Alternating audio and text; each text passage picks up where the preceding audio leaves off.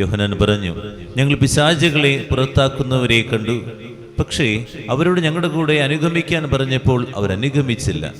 അവരെ തടയട്ടെ എന്ന് ചോദിച്ചപ്പോൾ യേശു പറഞ്ഞു, നമുക്കെതിരല്ലാത്തവൻ നമ്മുടെ കൂടെയാണെന്ന് പറഞ്ഞു. പലപ്പോഴും നമ്മൾ ആയിരിക്കുന്ന സമൂഹത്തിൽ, കുടുംബത്തിലെ വിഭിന്നമായ അഭിപ്രായങ്ങൾ ആരെങ്കിലുമൊക്കെ പറഞ്ഞു കഴിയുമ്പോഴേക്കും അവരെ ശത്രുക്കളായി കരുതുന്ന ഒരു മനോഭാവമുണ്ട്. നമ്മൾ പറയുന്നത് എല്ലാവരും പറഞ്ഞില്ലെങ്കിൽ, നമ്മൾ പറയുന്ന എല്ലാത്തിനും ആമേൻ പറഞ്ഞില്ലെങ്കിൽ നമുക്കപ്പോഴേക്കും അവർ ശത്രുക്കളാണ്. നമുക്ക് അവർക്ക് ഇഷ്ടം ഉണ്ടാവില്ല. അവരെ പിന്നെ നമ്മൾ എങ്ങനെയെങ്കിലും നശിപ്പിക്കുക എന്നുള്ള ചിന്താഗതി നമ്മളത് ഉപേക്ഷിക്കണം. എല്ലാവരും ഒരേപോലെ ആകണമെന്നുണ്ടോ? ഇപ്പോൾ അമ്മ പറയുന്നത് മകൻ പറഞ്ഞത് പറ്റില്ല. എന്താ നിനക്ക് പറ്റാത്ത? അപ്പം പറഞ്ഞു, ഞാൻ പറയുന്നത് മാത്രമേ നടക്കുള്ളൂ എന്ന് പറയുന്നത് അതും മോശം. വിഭിന്നമായ അഭിപ്രായങ്ങൾ എല്ലായിടത്തും ഉണ്ടാകും. ഈ അഭിപ്രായങ്ങൾ നമ്മൾ ചിന്തിക്കേണ്ട തിരിയുള്ളൂ.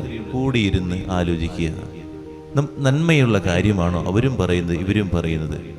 ചെറിയ കൊച്ചാണ്, അപ്പോഴേക്കും വലിയ കാര്യങ്ങൾ പറഞ്ഞു തുടങ്ങിയെന്നും പറഞ്ഞ് അവനെ അടിച്ചു താത്തി കഴിയുമ്പോൾ അവൻ കുറച്ച് നാൾ കഴിയുമ്പോൾ അപ്പൻ വയസ്സാമോ പറയും, മിണ്ടാതിരുന്നാൽ മതി, ഞാനിവിടെ തീരുമാനിച്ചോളാം. ഇതൊക്കെ തന്നെയാണ് നമ്മളെല്ലാ കുടുംബങ്ങളിലും എല്ലാ സമൂഹങ്ങളിലും. ആരെങ്കിലും ഒരാൾ ഒന്ന് വിഭിന്നമായിട്ടൊന്ന് സംസാരിച്ചാൽ നന്മയാണെങ്കിൽ അതിനെ അംഗീകരിക്കാൻ, അതിനെ സ്വീകരിക്കാൻ മനസ്സുണ്ടാകണം. യോഹന്നാനോട് അതാണ് യേശുനാഥൻ പറയുന്നത്. നമുക്കെതിരില്ലാത്തവൻ നമ്മുടെ ഭാഗത്ത്, എന്തിനാണ് അവൻ്റെ വായടയ്ക്കണേ? എന്തിനാണ് അവനെ തടയണേ? നിങ്ങൾ മാത്രം ശരിയെന്ന് ചിന്തിക്കുന്നത് എന്താണ്? അതുകൊണ്ട് നമ്മൾ മനസ്സിലാക്കേണ്ട ഒരു കണ്ട്, I am okay, you are okay. നമ്മൾ പലപ്പോഴും ഞാൻ ഓക്കെ, നിങ്ങൾ ഓക്കെ അല്ല എന്ന ചിന്താഗതിയാണ് നമ്മുടെ ഒക്കെ ജീവിതത്തിലുള്ളത്.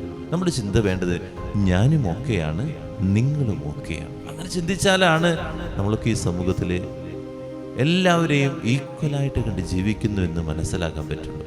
അതൊരു കോൺസെപ്റ്റ് നമ്മൾ മറക്കാതിരിക്കുക.